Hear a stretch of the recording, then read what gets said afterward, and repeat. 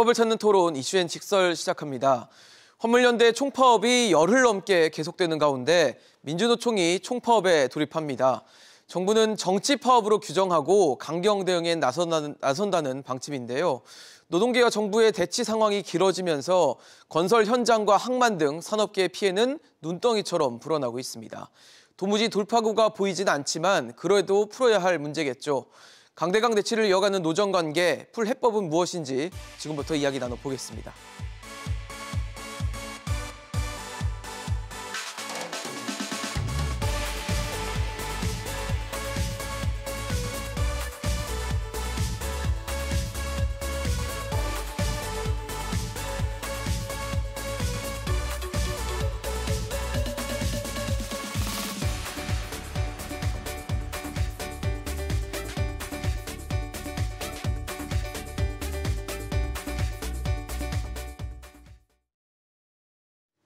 네, 오늘 함께해 주실 세 분 소개하겠습니다.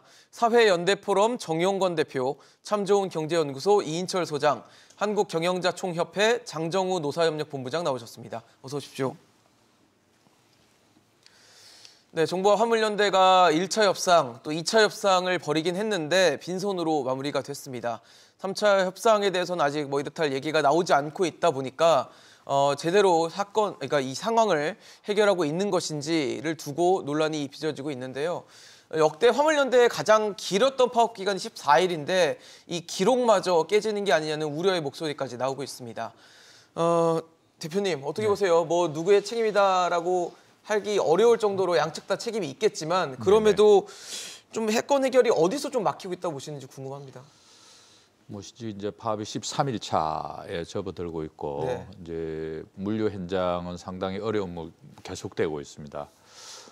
지켜보는 국민들도 상당히 답답해하고 있고요. 불편도 있습니다. 네, 상당한 불편들이 되고 있는 그런 상황인데 일단 가장 큰 문제는 책임의 소재를 뛰어넘어서 협상이 안 되고 있다는 거죠. 정부가 29일 날 이제 업무 개시 명령 내리면서 30일 날 2차 교섭은 당연히 파행으로 갈 수밖에 없다 이렇게 예견됐던 상황이고 실제로 이제 대통령께서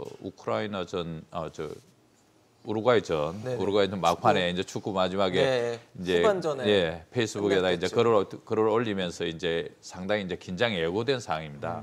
그래서 지난주 방송에서도 제가 그때 장관께서 빨리 내려가 있어서 수습하지 않으면 상당히 시간 길어질 거다 이랬는데 지금 가장 큰 문제는 책임 소재를 뛰어넘어서 교섭이나 협상의 여지가 전혀 없이 양쪽 다 언제 만날 것인가 관련한 부분들과 관련한 약속이 전혀 없다는 것이죠. 근데 이제 책임으로 다시 돌아와서 이야기하면은 화물연대가 지난 6월에 8일간의 파업이 있었습니다. 그리고 이제 6월 15일 날 합의서를 쓰게 되죠. 그래서 이후에 이제 3년 연장하는 부분, 또 품목을 확대하는 부분과 관련해서 협상을 좀 이어가자 이렇게 했는데 이것과 관련된 부분과 관련해서 논의들이 없다 보니까 2차 파업에 돌입하게 되고 지금은 협상이 난항을 겪으면서 강대강으로 가고 있는 상황, 현장의 어려움, 그리고 국민 경제 전체 주름살도 많아지고 있는 것 부인하기 어려운 것 같습니다. 소장님 어떠세요? 사실 양측 다 주장은 하고 있고 입장은 무르지 않고 있고 협상 테이블은 열릴 계획이 지금 3차는 보이지 않고 있는 상황에서 열려도 과연 제대로 열릴 수 있는 것인가도 좀 의문인 상황입니다. 문제는 이제 손뼉도 마주쳐야 소리가 나는데 지금 노정 모두 강대강. 지난 6월에 있던 이 쟁점이 그대로 한 발짝도 물러서지 않고 그리고 업무 개시 명령 낸 날 전후로 2번, 6개월 동안 단 2번 테이블에 앉았다라는 사실 자체가 대화할 의지가 있나?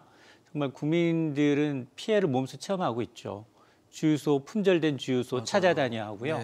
그리고 물론 철도와 지하철의 경우에는 노사가 이제 다행히 마무리를 했습니다만 그럼에도 불구하고 불안해요.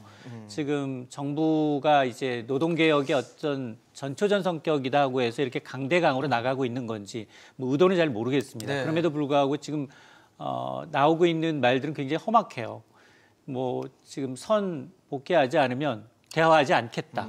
이게 정부가 내놓을 얘기는 아니거든요, 사실은. 불법과 타협하지 않겠다. 그렇죠. 이런 얘기도 하고 그러면서 또 지금 대통령은 북한의 행위와 북핵 위협과 또 이번 행위를 또 비견하고 있기 때문에 대통령이 5년간 임기를 해야 돼요. 그러니까요. 그래서 대통령의 말은 활자화돼서 기사화됩니다.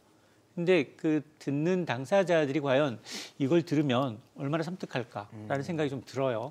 그래서 사실은 국민들이 원하는 건 대화와 타협이에요. 물론 파업 자체를 반대하는 국민들도 상당히 많지만 그렇죠. 대화 테이블에 앉아서 원만한 해결을 바라는 것이지 지금처럼 강대강으로 가서 언제 만날지도 모르고 그리고는 계속 상대방의 안 좋은 얘기만 뉴스거리로 채우는 그런 방식의 협상은 결코 도움이 되지 않거든요. 그러니까요. 그러니까 정말 이 노사정이 나와야 되는데 네. 지금 노정이 대립하고 있어요. 산은 빠져 있어요.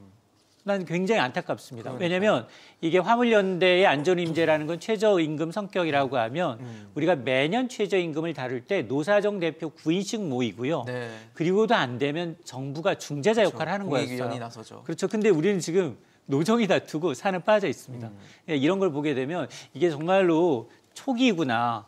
굉장히 장기간으로 장기화될 가능성이 높다라고 저는 봅니다. 장정호 본부장님, 지금 노사협력본부장이시죠? 예. 예, 노사협력이 안 되고 있는 것 같습니다. 예. 노정협력도 안 되고 있고요. 예. 지금 뭐 화물연대의 그 집단 운송 거부가 굉장히 길어지고 있는데요. 그러니까요. 예. 근데 화물연대는 일단 노조법상 노조는 아니기 때문에 파업이라기보다는 이제 집단 운송 거부라고 볼 수 있는데요. 이 화물연대가 아시는 것처럼 지난 6월 달에도 집단 운송 거부를 하면서 우리 경제에 큰 타격이 왔습니다. 네. 사실 우리 수출의 버팀목이 되고 있는 뭐 정유라든가 철강, 뭐 시멘트, 자동차 전 분야에 있어서 한 1조 6천억 이상의 피해가 누적된 상황이었는데요. 네. 그런 상황에서 다시 11월 달에 집단 운송 거부가 재연됐습니다. 그래서 이런 상황에서 우리 경제의 피해는 굉장히 커지고 있는 상황이고요. 또 지금 어쨌든 간에 화물연대가 주장하고 있는 것이 이제 안전운임제라는 것인데 안전운임제라는 문제를 풀어가려면 결국 이제 대화 협상을 통해서 문제를 풀어야 될 것이다라는 그렇죠. 것에 대해서는 다 공감하고 있는데 대화 협상을 통해서 문제를 풀기 위해서는 어떤 이렇게 힘을 통해서 자신들의 요구를 관철하겠다라는 태도보다는 이제 물류에 복귀를 하고 우리나라의 물류를 정상화시키면서 대화로 나가는 방식을 찾는 것이 맞지 않겠느냐 이렇게 보고 있습니다. 네, 사실 정부가 앞서서는 또 초강수를 띄웠죠. 업무 개시 명령을 발동한 상황입니다. 시멘트 부분에 대해서 발동을 했더니 그동안 막혀있던 시멘트 출하량이나 이런 것들이 좀 회복됐다고 하더라고요. 비율 자체는 좀 올라와 있는 상황인데 이렇게 정부가 어쨌든 막혀있던 게 업무 개시 명령이라는 어떤 좀 꺼냈지 않았으면 하는 카드를 꺼냄으로써 해결이 되니까 추가적인 업무 개시 명령, 다른 분야에 대해서도 좀 검토를 하겠다라는 식으로 시사를 해서 이게 해결이 더 어려워지지 않을까라는 우려마저 들거든요. 업무 개시 명령 효과가 있다고 봐야 될까요? 뭐 정부가 시작하자마자 바로 초강수로 뭐 장관이 이제 업무 개시 명령 예고를 하고 네. 홍보회를 통해가 29일 날 업무 개시 명령이 내려지고 이제 시멘트 부분과 관련해서 뭐 2,500에서 한 3,000명의 대상이 된다고 해가지고 지금 현재 이제 뭐 개시하라고 복귀하라고 네. 송달하고 이렇게 하는 과정인데 또 사실은 정부가 한 집계보다 화물연대 조합원들이 받은 숫자는 훨씬 더 턱없이 작은 이런 구조예요.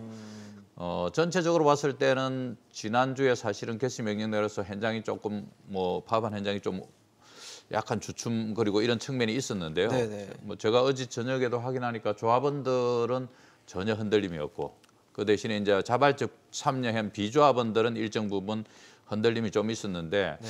시멘트 쪽은 조금 뭐 풀리기는 했는데 의왕 같은데 이렇게 뭐 정부 발표대로 7, 80% 이렇게 돌아간다 이야기하는데 제가 어제 저녁에 현장에 확인한 걸로는 한 뭐 20% 정도밖에 안 돌아가는 것 같다 이렇게 이야기하기 때문에 실제로 정부 발표하고 달리 물류 현장은 훨씬 더 지금 현재 어려운 그런 국면인 것 같고요. 지역별로도 좀 다르겠죠 아무래도. 네. 그리고 이제 추가적으로 정부가 낸다 함에도 불구하고 오늘 이제 국무회의가 예고됐는데 뭐 상정되지는 않는 것으로 지금 확인되고 있지 않습니까? 그런데 필요하면 또 임시 국무회의를 열어서도 하겠지만 정부도 부담은 상당히 가지고 있는 것이고요.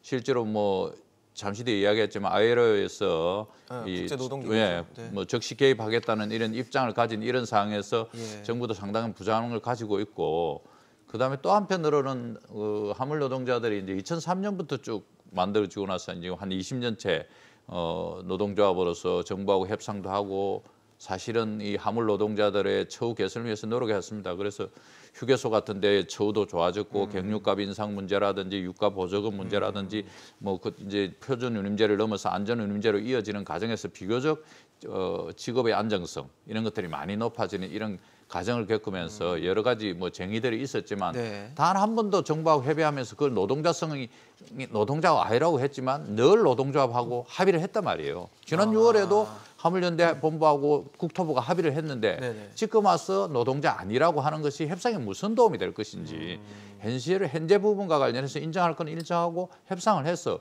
이후에 어떻게 할 건지 화물차 노동자들의 그 열악한 환경을 어떻게 해결하고 그들이 또 하주와의 관계 속에서 좀 너무 어려 위치해 있는 이런 부분들을 좀 적절한 수준에 올려놓는 이런 것과 관련된 논의들을 하는 것이 훨씬 더 생산적이지. 네네. 지금 노동자가 아니다, 불법이다 한다고 해서 현장 흔들리지 않습니다. 왜냐하면 이분들은 지금 벼랑 끝에 몰려 있어요. 안전운제 이게 일몰이 돼가지고 사라지고 나면은 우리는 또다시 16시간, 17시간씩 한탕 두 땅 뛰기 위해서 목숨을 걸어야 된다는 판단을 가지고 있기 때문에 대우가 흔들리지 않는 것입니다. 저는 정부가 신속히 오히려 협상을 준비해야 된다. 아무리 강하게 나서더라도 이 마무리는 협상을 통해서 마무리 지을 수밖에 그렇죠. 없다. 네, 그러니까 정부가 여지를 좀 줘야 된다는 네, 그렇습니다. 말씀이시네요. 소장님 어떻게 보십니까? 업무 개시 명령을 또 할 수도 있다는 시사가 되다 보니까 더 불안해지는 것 같거든요. 맞습니다. 지금 뭐 법과 원칙에 따라서 지금 이 송달장을 도착하고서 다시 현장 파악을 하겠다는 거 아니겠습니까? 그러면서도 이제 명령받은 이제 화물차주는 다음날 자정까지 복귀를 안 할 경우에는 여러 가지 줬던 것까지도 뺏겠다는 거예요. 당근과 채찍이 아니라 먼저 주어졌던 것까지도 모두 회수하겠다. 뭐 지금 뭐 유가 보시면 아시겠습니다만 우크라이나전 터지면서 경유 가격, 화물차의 경유 가격 휘발유를 추월한 상황이었고 네. 경유는 유가 연동 보조금제로 해서 지금 일정 부분 한 차주당 한 70만 원 가량의 월 보조금이 나가고 있거든요. 네네. 이것을 1년간 주지 않겠다라는 것. 그리고 또 하나가 아마 이제 고속도로 통행료 네네. 수시로 왔다 갔다 해야 되기 그러니까요. 때문에 통행료를 면제하는 것도 1년간 배제하겠다라는 거고요. 여기다 더해서 지금 사실 화물차는 굉장히 커요. 그렇죠. 커서 이제 주차할 공간이 마땅치가 않아요. 맞습니다. 지정 주차하고 탈 곳이 적기 때문에 아마 갓길이나 굉장히 여러 곳에 불법 주차한 경우가 많은데 이것도 지자체와 협의를 해서 50만 원을 과태료를 부과하겠다는 거예요. 물론 뭐 불법이고 예. 뭐 법을 한다고 하는데 누가 저기는 없죠. 네, 근데 법이니까. 그렇습니다. 그런데 계속해서 이렇게 강대강으로 나가면 해결할 기미가 안 보인다는 거예요. 정말로 막다른 궁지로 몰릴 수밖에 없는 상황이고 일반 자동차, 뭐 현대차나 아니면 다른 자동차 노조의 경우에는 끝나고 난 다음 매번 선물이 있었어요. 어떠죠? 임단협이 끝나고 난 다음에 결과를 보면 회사 측들이 대부분 수용을 하면서 꾸러미를 내던데 이분들은 자영업자이기 때문에 무노동 무임금이에요. 그리고 그렇죠. 일을 하지 않으면 얻는 게 없죠. 없는 게 없죠. 예. 그러다 보니까 업무복귀 명령을 받으신 송달장을 받으신 분들 흔들릴 수밖에 없어요. 왜냐하면 차량 할부금도 있죠. 그렇지 않습니까? 카드 할부금도 있겠다. 자기 나름대로의 어떤 나가야 될 일일의 이제 씀씀이가 있는데 이걸 이제 수입이 제로다 보니 나타나는 이제 불안감 때문에 그리고 뭐 여기 지금 이 여러 가지 이제 행정적인 처분 때문에 업무 복귀에 응할 밖에 없어요. 그럼에도 불구하고 이렇게 강압적으로 한다는 건 굉장히 불만이 내부적으로 고조될 수밖에 없거든요. 그래서 앞서 지적해 주셨습니다만 대화와 타협을 통해서 최후의 이제 이 최후에까지 가야지 그렇지 않고 지금처럼 강대강으로 가면 아마 저는 북컨대 아마 이제 6월 사태를 또 맞을 수도 있다. 다시. 왜냐하면 굉장히 지금 강하게 나가면 화물연대도 벼랑 끝에 몰리면 그렇다고 해서 뭐 정부가 원하는 것처럼 지금 정유, 석유, 화학 뭐 이런 돈은 조 단위의 손실이 발생을 하고 있는 상황에서 아마 그 굉장히 굽히지 않을 가능성이 높다고 보거든요. 그러니까 이제 일단 대화 테이블에 나와서 떠놓고 그리고 이제 최초의 굉장히 단순해요. 안전운임제를 과연 이제 일몰을 적용할 것인가 아니면 제도화할 것인가 여기에다가 5개 업종에 대해서 품목을 더 확대할 것인가 말 것인가 이거예요. 철도공사의 경우에는 뭐 임금뿐만 아니라 구조조정 여기다가 이제 뭐 이 민영화 이슈까지도 그렇죠. 하루 이틀 만에 다 대화를 통해서 해결을 했거든요. 되는데. 근데 이건 굉장히 단순합니다. 단순한 거기 때문에 대화하려는 의지만 있다면 충분히 풀수 접점을 있는 찰 수 문제다. 있다고 저는 보거든요. 그렇군요. 참 모르겠습니다. 시멘트 분야의 업무 개시 명령 떨어지고 나서 이제 정유 철강에 대한 얘기도 나오고 있고, 앞서 두 분이 말씀 주신 대로 유가 보조금 지급을 이제 안 해주는, 제외하는 부분에 대한 얘기, 그다음에 고속도로 통행료 면제도 해주지 않겠다. 어떻게 보면은 정부가 계속 고강도로 좀 압박하고 있는 모양새거든요. 이렇게 하면 잘 풀릴까요, 문제가? 어떻게 보세요? 지금 업무 개시 명령이 내려졌는데 업무 개시 명령에 대해서 노동계가 이게 문제가 있다고 제기를 하고, 이거에 대해서 여러 가지 이제 재반 사항들에 대한 문제를 제기하고 있는 것 자체가, 저는 우리 산업 현장에서 정말 이게 그동안 얼마나 법치주의가 무너져 있었고 법과 원칙이 지켜지지 않았는가를 반증하는 거라고 봅니다. 왜냐하면 이 업무 개시 명령 자체는 네. 임의적으로 한 것이 아니라 법에 있는 규정에 따라서 그 절차를 지켜서 한 것이고, 네네. 또 업무 개시 명령을 위반하면 당연히 법을 지키지 않는 것인데, 나는 법을 지키지 않으면서 유가 보조금은 그대로 줘야 되고 여러 가지 혜택들은 그대로 누려야 된다는 것은 그만큼 우리나라가 현장에서 법치주의가 많이 무너져 있었다는 반증이라고 보고요. 그리고 또 지금 뭐 이제 파업 시에 무노동 무임금을 적용한다. 이건 사실 당연한 법에 따른 원칙인데 그걸 지키지 않는 것이 마치 당연한 것처럼 얘기를 하고 있는 것은 굉장히 좀 문제가 있다라고 보고, 앞서서 말씀드린 것처럼 결국 대화와 타협을 통해서 문제를 풀어야 하는데, 뭐 우리 앞서서 말씀드린 뭐 철도노조 같은 경우에도 사실 파업을 하지 않고 대화를 통해서 문제를 풀었잖아요.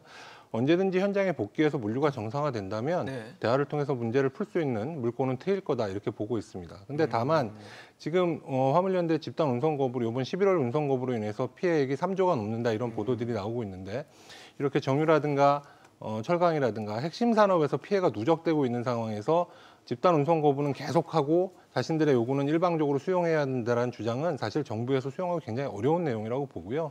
결국 대화로 문제를 풀기 위해서는 그 선행 조치로 업무에 복귀해서 물류가 정상화된다면 훨씬 더 원활하게 대화를 통한 문제 해결에 물꼬가 트일 거다, 이렇게 보고 있습니다. 그럼 본부장님께서는 화물연대가 지금 현장에서 빠져 있잖아요. 그 분들이 다시 현장에 돌아와서 일을 하는 전제가 먼저 깔려야 대화 테이블도 만들어질 수 있다라고 보시는 거네요. 지금 어쨌든 간에 운송이 거부되고 있고, 네네. 거기에 대해서 정부가 업무 개시 명령을 내려놓은 상태인데, 그거에 불응하는 상태로서 대화를 푼다라는 것은 사실 양측에 상당한 부담이라고 보이고요. 업무 개시 명령에 따라 내려졌으면 그에 따라서 업무를 복귀를 해야 되고, 네네. 그 외의 업종들도 사실 우리 국민들이 보실 때 지금 굉장히 경제가 어려운 상황인데, 이러한 경제가 어려운 상황에서 여러 업종의 물류를 볼모로 잡고 협상을 하자라는 것은 국민들에게 동의를 구하기도 사실 어려운 내용이다, 이렇게 보고 있습니다.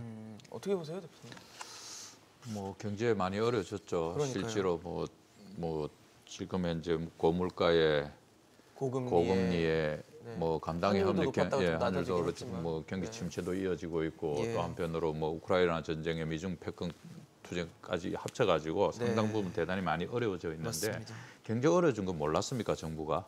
알고 있죠. 알고 있지 않습니까? 긴 시간 정부가 경제 어려진다고 이야기했고, 6월 합의서 이후에 이 문제와 관련해서 똑같이 나갈 수밖에 없는 그런 상황이 이어질 거라는 것도 정부가 다 알고 있던 그런 상황입니다. 오죽하면 또다시 12월에 사실은 한 해 두 번 파업하기 쉽지 않습니다. 그래서 화물연대도 2003년도 처음 두 번 나왔고, 그 뒤로 다시 이제 한 20년 만에 거의 두 근 번, 20년 한 해 만이죠. 두 번 나왔는데, 예. 해왔던 안전운임제와 관련해서 정부가 정확한 답을 주지 않고, 당장은 아니지만 품목 확대와 관련해서 정부가 어떤 제스처도 취하지 않은 상황에서 네. 현장의 조합원들이 이게 없어지면 우리는 다시 죽음으로 내몰릴 수밖에 없다, 이렇게 해서 간 거 아닙니까? 앞서도 이야기했지만 이제 조금 더 시간이 길어지면 뭐 공권력 투입 이야기도 나올 수밖에 없습니다. 화물연대가 포항에서 2002년도에 처음 이제 뭐 그 해가지고 2003년도 파업을 포항에서 주도했는데요. 네네. 당시에 화물 노동자가 생활고를 갖다가 너무 힘들어서 음독 자살하는 사건이 있고, 그게 기폭제가 파업이 일어나가지고 파업이 됐고요. 2009년도에도 또 한번 이명박 정부 때 세게 붙었는데, 네네. 그때도 사실은 대전에서 대한통운건으로 이래가지고 지회장이 목매어 자살하는 사건이 있었습니다. 그 일 이후에 또 큰 그런 분란이 일어났고요. 그 바라보는 입장에서는 되게 불안합니다. 사실은 현장이 저렇게 대화를 안 하고, 또 뭐 사측은 사실은 전면에 나서서 협상의 전문에 나서서 이 화물의 하주들이 전면에 나서서 나와야 되는데 정부 뒤에 숨어 있고, 정부는 사실은 균형감을 가지고 중재자의 역할을 해야 됨에도 불구하고 맨 앞에 나와가지고 노동자를 갖다가 계속해서 이렇게 불법으로 몰아가고 있는 이런 구조 속에서 사실은 노동자들 갈 데 없으면 어디로 가겠습니까? 선택은 되게 극단적으로 갈 수밖에 없는 그런 상황을 몰려가고 있는 것이고요. 우리가 2003년도 노무현 정부 대자부 이야기하는데 노무현 정부 때 5월 파업이 있었고 8월 파업이 있었고 두 분 다 14일씩 파업을 했습니다. 두 번째 파업 때 상당한 희생자들이 나왔습니다. 당시에 2월부터 9월까지 전체 민주노총의 구속자가 110명이었습니다. 그중에서 상당 부분이 화물연대 노동자들이고요. 그런 탄압 속에서도 불구하고 화물연대는 계속 이어서 자기들이 주장을 해왔습니다. 왜냐? 탄압도 많았지만 원체 사는 게 힘들고 화물 노동자로서 살아가기 힘들다 보니까 계속해서 모여서 요구 조건을 관철시킬 수밖에 없는 것이고요. 윤석열 정부가 이야기하는 노동 정책은 단 하나입니다. 기억나는 것은 이중 노동시장 구조를 없애겠다. 그 비정규직들, 특수고용 노동자들, 돌봄 노동자들, 어려운 노동자들 케어하겠다는 것입니까? 대공장 노동자들은 이제 어느 정도 노사가 성숙 단계에 들어서 뭐 파업을 예고는 하고 있지만 쉽게 파업 들어가지 않습니다.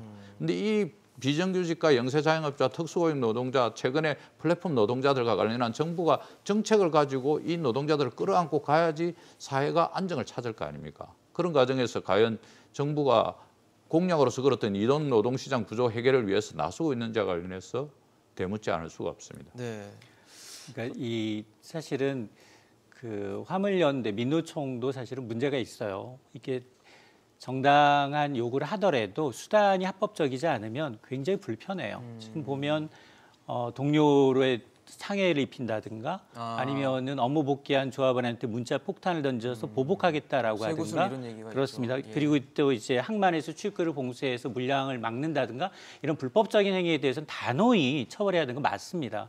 근데 문제는 뭐냐면 이분들은 이제 안전위임제가 최저임제 성격이다 보니까 이게 먹대 연봉을 받는 분들이 아니에요. 그래서 과속을 좀 막아보자라는 취지였고 그리고 이게 2004년도에 이제 그 업무 개시 명령 내리기 위한 이제 조건이 있어요. 지금까지 화물운송법에서 한 번도 안 한 데는 그 이유가 있어요. 물론 뭐 전공의 관련해서 했던 적은 있지만 여기 두 가지 조건이 있습니다. 현행 화물자동차 운수법상 제14조를 보면 업무 개시 명령을 내리기 위해서는 두 가지 조건에 충족시켜야 합니다. 정당한 사유 없이 집단으로 화물 운송을 거부하는 경우, 이 경우가 되겠죠. 그리고 국가 경제에 매우 심각한 위기를 초래하는 경우 이제 국토부 장관이 업무 개시 명령 발동이 가능하다라고 되어 있는데 여기서 국가 경제가 매우 심각한 위기다라는 것, 정당한 사유라라는 규정은 사실 애매해요. 누가 이 규정을 이제 굉장히 파악하느냐, 자기 의도대로 해석하느냐에 따라서 위기라고 그렇습니다. 자의적인 판단에 개입될 여지가 있어요. 여기에다 ILO가 여기 들여다보겠다라는 거예요. 일단은 물론 민주노총이 업무 개시 명령 시작 하루 전날 보냈는데 바로 답변이 왔다라는 얘기는 정부한테 왜 이제 정부가 입증해야 돼요.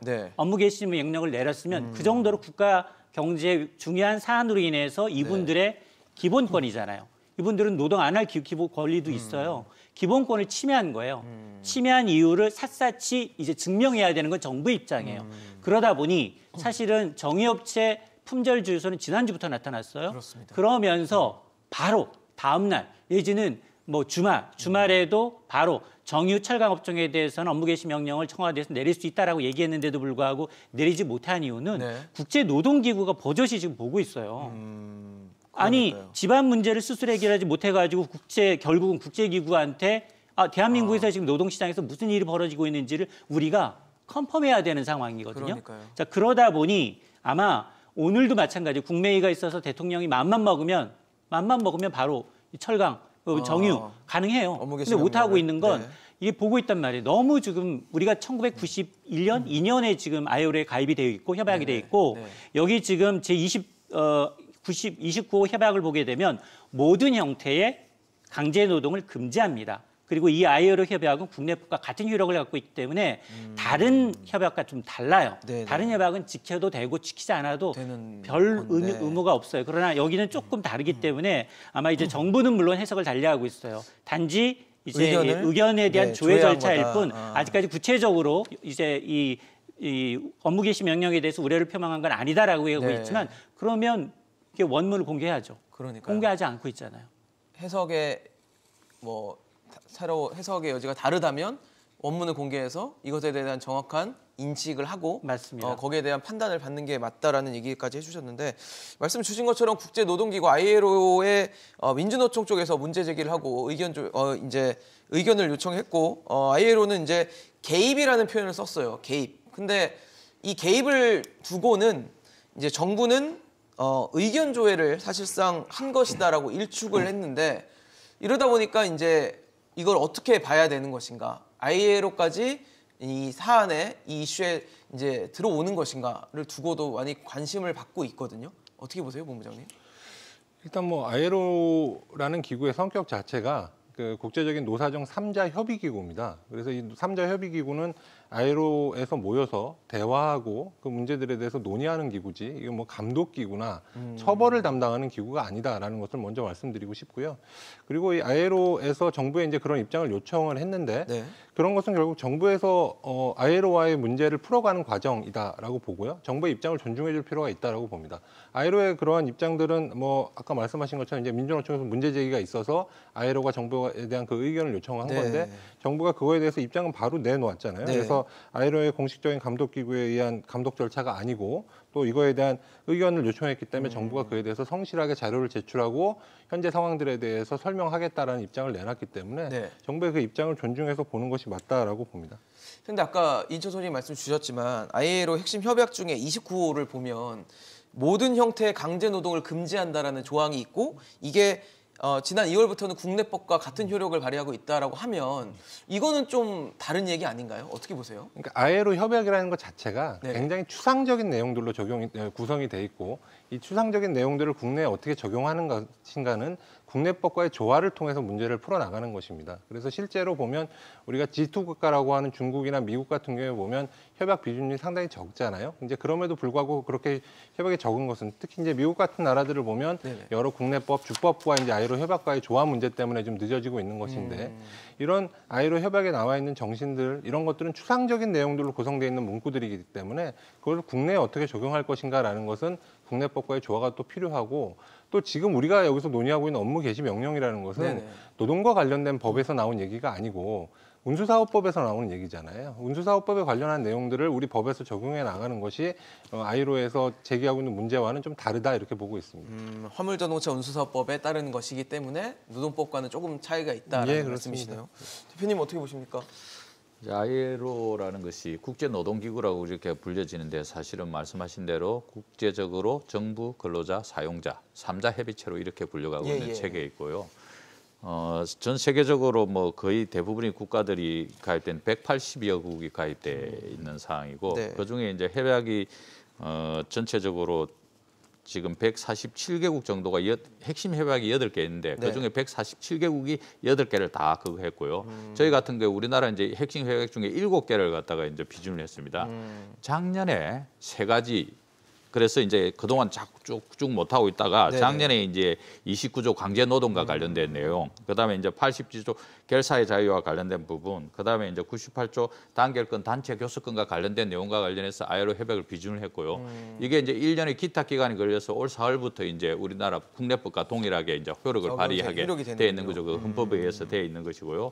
또 이제 국제적으로 이게 왜 그러면 우리나라가 이걸 갖다가 못하고 했냐면은 네. 한 EU FTA 하는 과정에서 EU 쪽에서 계속 문제 제기가 있었습니다. 한국이 노동권을 제대로 보호하지 못하고 인권을 제대로 보호하지 못하고 있다. 이 부분과 해결해라 해가지고 계속 요구가 있어서 이제 전문가 패널을 만들어서 네. 도저히 안 할 수 없는 그래서 FTA를 하는데 우리가 최혜국 대우를 받으려면은 이 조항들을 갖다 이걸 갖다 통과시키지 않으면 안 된다는 거죠. 그래서 이제 작년에 통과된 것이고요. 실제로 우리나라가 21개의 FTA를 하고 있고 그중에 이제 공개된 게 20개인데요. 20개 중에 딱 10개의 나라와 관련된 10개의 FTA에 노동과 관련된 조항이 들어 있습니다. 그래서 한 EU FTA 13장, 차트 13, 14에 지속 가능한 발전, 그다음에 14장에는 노동과 관련된 조항이 있고 노동권을 보호하는 것이고요.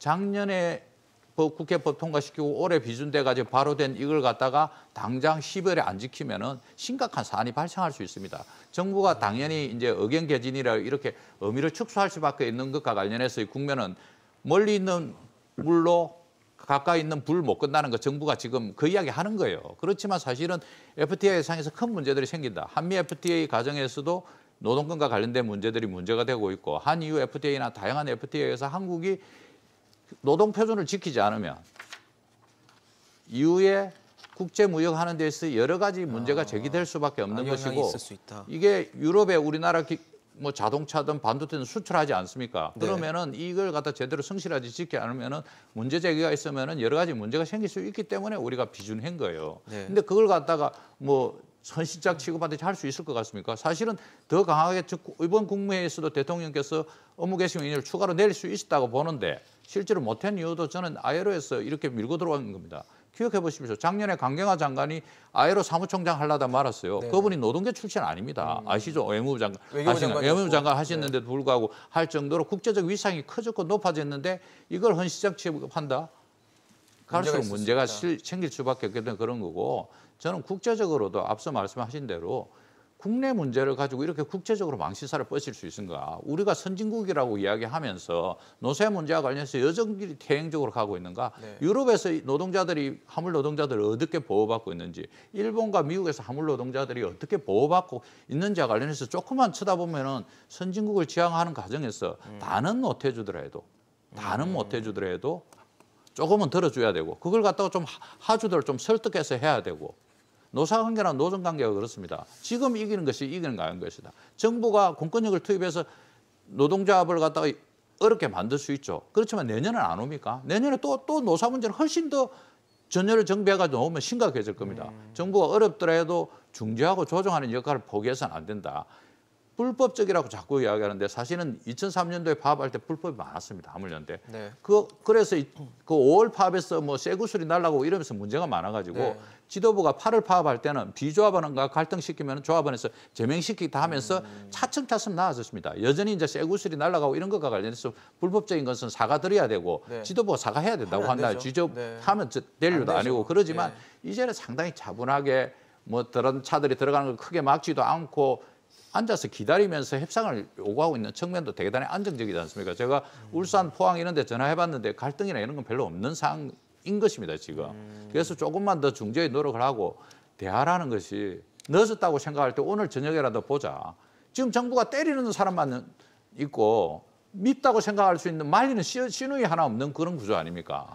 계속 때려가지고 이 문제가 해결되지 않는다는 것은 역사가 증명을 하고 알겠습니다. 있습니다. 지금 뭐 어쨌든 업무 개시 명령, 정부가 내린 이 명령에 대한 부분이 쟁점이라고 보여지는데 강제 노동이 아니다라고 이제 노동부 장관 쪽에서는 얘기하는 것 같아요. 업무 개시 명령과 이 강제 노동을 호도하지 마라는 식으로 얘기한 것 같은데 강제 노동 글쎄요 이걸 어떻게 봐야 될까요? 그러니까 사실은 물류라는 게 국가 기반 산업 맞아요. 그럼요. 그래서 미국도 네. 사실은 바이든 대통령이 어려운 결정 내려서 철도의 경우에는 파업을 하지 못하도록 이번에 중간선거에 이기니까 과감하게 또 통과시켰더라고요. 그런 걸 보면서 야 선진국이라고 하는 미국조차도 기간 산업에 대해서는 굉장히 정부가 드라이브를 걸고 있구나. 그러네요. 노동자의 인권보다는 오히려 공공의 이익, 공공의 안정을 더 추구하고 있는 거라는 걸 지금 이해하게 되는데 네. 근데 우리나라도 마찬가지인 건 상황은 뭐 비슷하겠죠. 네. 비슷한데 근데 여기는 지금 안전운임제라는 앞서 제가 늘 말씀드렸습니다만 우리가 최저임금 성격의 이걸 보장해주자라는 취지고 네. 그리고 이것이 지금 뭐 물론 뭐 이제 보도하는 차례에 따라서 야 화물차든 아니면 다른 철강이든 아니면 이제 위험물이든 네. 사료든 봐라. 월급 수준이 훨씬 더 높아서 이거는 품목 적용하면 안 된다. 거기 왜 택배는 뺍니까? 택배는 가장 낮아요. 제가 늘 이럴 때 이제 중재안을 드리는 게 저는 노조 편도 아니고 정부 편도 아니에요. 네. 저는 슬라이드 방식을 원합니다. 왜냐하면 이걸 만일 일몰제로 계속 이렇게 3년으로 가면 3년마다 이 사태가 반복돼요. 매번 조 단위의 피해가 발생을 합니다. 그럴 바에는 지금 아마도 화물연대도 받을 생각이 있는 것 같아요. 자 그러면 이번에는 화물연대 일몰제를 없애는 대신에 제도화하겠다. 대신에 지금 상황에서 5개 품목 전체를 전부 다 이제 반영하기는 어렵다. 지금 상황을 보게 되면 내년에도 우리 경제가 1% 내외로 저성장한다는데 이 가운데 순서를 정하자. 5개 품목 가운데 가장 낮은 택배라든가 택배 간선 하차 같은 경우에는 가장 낮아요. 이런 부분은 2, 3년 후에 차등적으로 시간을 두고서 적용하자. 이러면서 하나둘씩 이제 포옹하는 방식으로 하면 우리가 사실 국민연금도 마찬가지예요. 네. 수령 방식이 5년 내지 2, 3년 단위로 올라갑니다. 그러면서 이제 대상자를 넓혀가고 있는 거거든요.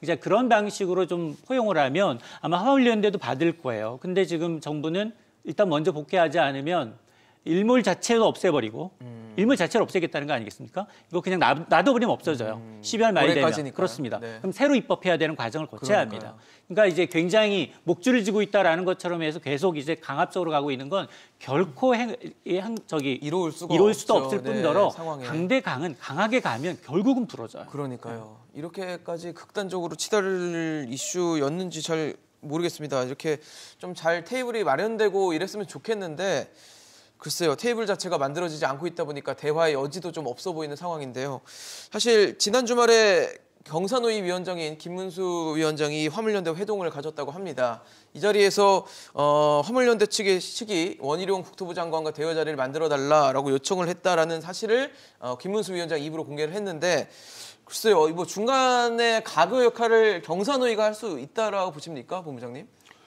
뭐 지금 어려운 상황이니까 뭐 그거에 대해서 많은 분들이 이제 중재 역할이나 노력들을 하고 계신 거라고 보고 있는데요. 네네.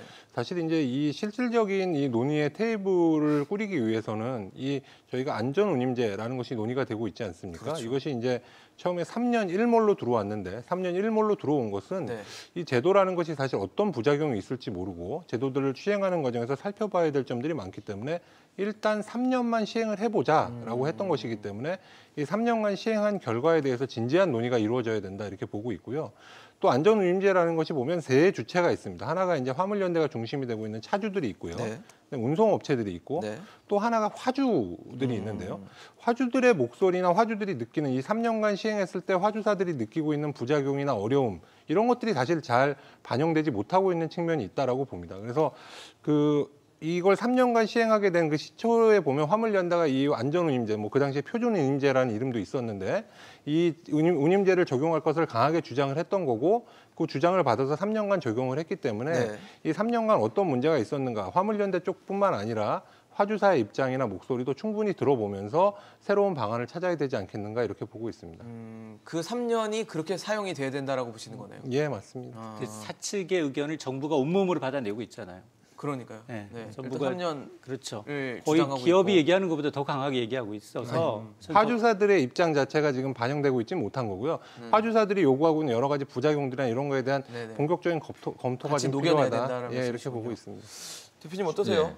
네. 김문수 위원장 역할에 대해서 좀 여쭤보고 싶어요. 뭐 이제 먼저. 경사노위가 네. 사실은 사회적 대화를 통해서 할 수 있으면 좋은데 네. 경사노위 만나고 나서도 또 김문수 위원장이 전혀 다른 말씀을 하셔가지고 오히려 이제 경사노위 위원장 만난 것 때문에 노동계에서 오히려 더 지도부들이 곤혹한 상황인데 뭐 여기서 확인할 수 있는 거는 노동계는 어떻든 대화를 원한다는 거 아닙니까? 잠깐 만나서 이야기 한번 해보겠다 하는 것이고. 그렇죠. 대화의 의지가 제가 있다는 봐서는 뭐 거죠. 경사노위가 역할을 할 수도 없는 거고 정부도 네. 곤란하기 때문에 지금 현재는 이제 국회가 좀 나서야 된다. 왜냐하면 이게 입법적으로 처리해야 될 부분이기 때문에 국토교통위하고 환경노동위원회에 있는 네. 의원들이 나셔서 대표단을 구성해가지고 어차피 이 민주당이 지금 다수당이기 때문에 네. 야당이 다수당이기 때문에 법안은 통과시킬 수 있어요.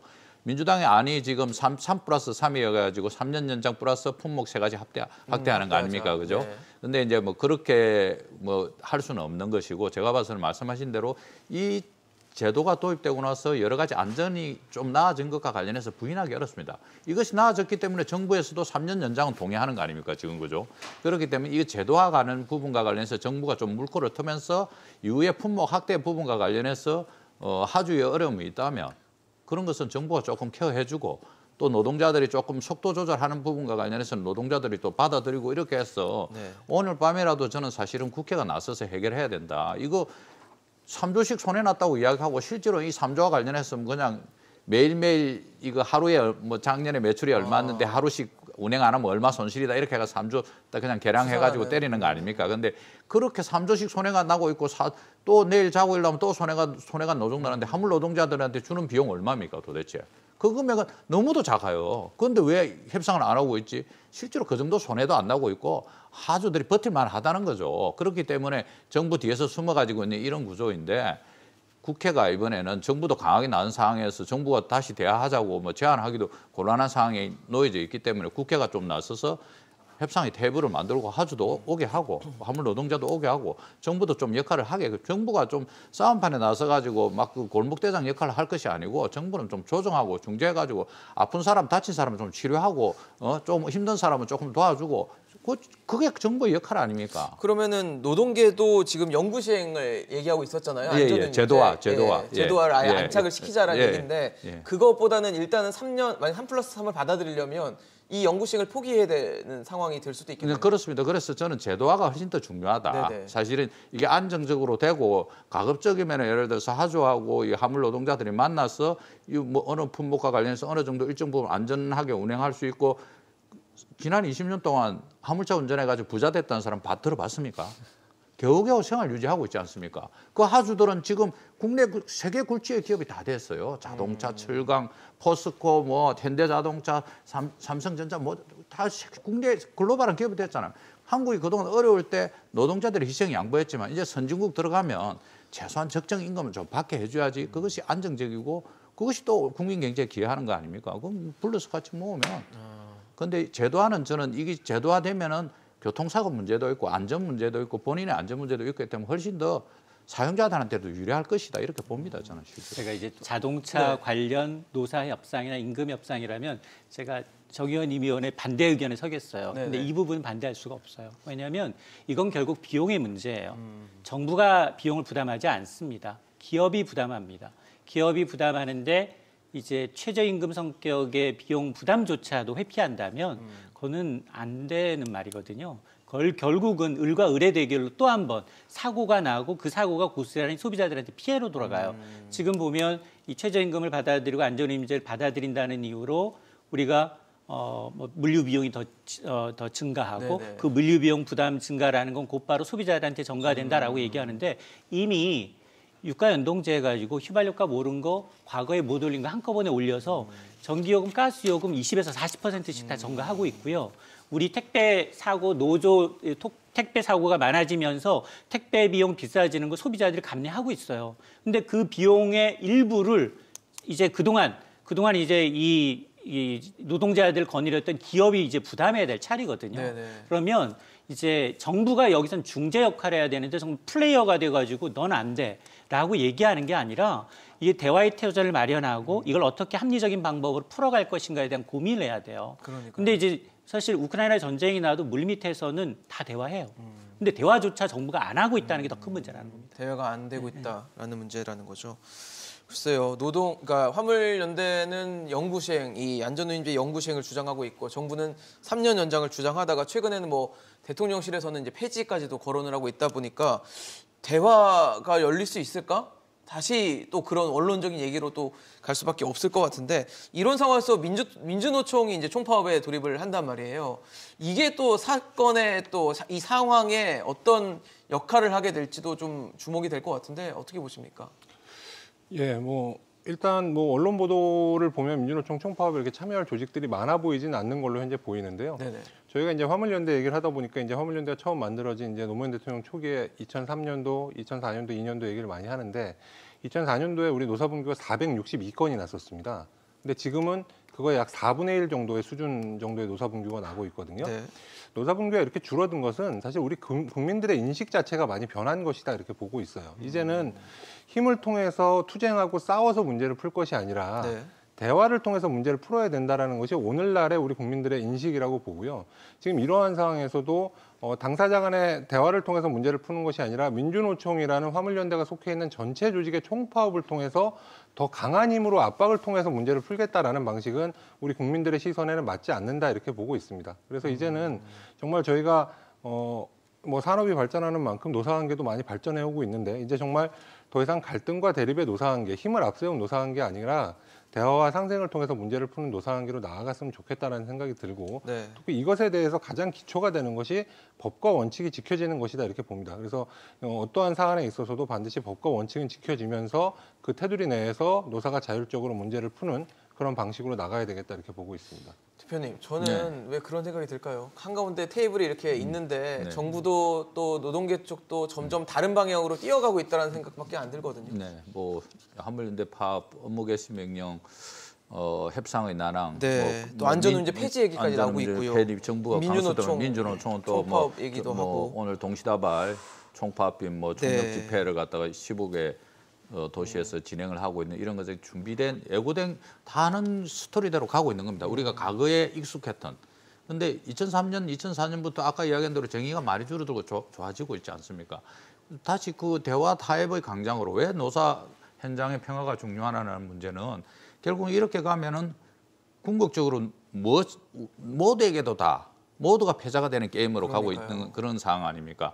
당연히 뭐 정부는 지금 정부가 지지율이 떨어지니까 뭐 어저께 리얼미터 보니까 38.9로 40%에 육박하는 지지율이 화물연대 파업에 대해서 강력하게 대응해서 그렇다고 판단하고 있지만 그렇게 볼 수 있을 것인가? 노동자를 갖다가 정부가 단호하게 대처했다고 해가지고 지지율이 올라가고 그게 계속될 수 있는가? 이런지는 않다고 판단하고 있거든요. 그래서 저는 지금 오늘 민주노총은 불가피하게 개입할 수밖에 없는 그런 상황이고 실제로 이제 현장에 여러 가지 고민이 많습니다. 사실은 12월이 뭐 마무리하고 내년도 준비하고 뭐 이렇게 해야 될 상황에서 모두들의 힘든 상황에서 협상은 안 풀리고 있고 같은 노동자가 벼랑 끝으로 모르고 있는데 그걸 갖다 외면하고 있는 것은 또 노동자 정신에 맞지도 않다 보니까 불가피한 상황으로 가고 있는 것인데 사실은 제일 어두울 때 협상은 시작되는 겁니다. 제일 어두울 때. 지금 정부의 가장 큰 문제는 지난 6월 대우조선 사내하청 노동자들 51일 파업 때도 공권력 투입한다 했지만 공권력 투입할 수 있는 조건이 안 됐어요. 현장의 경찰들은 공권력 투입 불가능하다 했는데 정부는 계속 언론을 통해서 강한 발언만 했습니다. 지금은 뭐 강한 발언을 하는 거는 어떻게 할 수는 없겠지만 물밑으로 협상을 시작해야 된다. 물밑으로 협상 시작하고 협상을 하고 열리기 시작하면 하룻밤 사이에 끝나는 겁니다. 그게 하룻밤 사이에. 그러니까요. 오늘 13일 아닙니까? 내일 14일입니다. 네, 알겠습니다. 아무도 파국을 원하는 사람은 없을 겁니다. 대화의 테이블이 필요하고 그리고 동트기 전에가 가장 어둡다고 하는데 가장 어둡고 나면은 가장 밝은 때가 또 오죠. 그런 밝은 때를 기다리고는 있는데 지금 언제 올지는 잘 모르겠습니다. 부디 협상의 테이블에서 각자 하고 싶은 얘기 그리고 조금씩 양보하는 모습 보여주면서 이 극단의 사태를 좀 마무리해 주시기를 저희도 기원하고 바라겠습니다. 오늘 정영권 대표, 이인철 소장, 장종호 본부장과 함께했습니다. 이슈앤직설 오늘 준비한 소식은 여기까지입니다. 지금까지 함께해 주신 여러분 고맙습니다.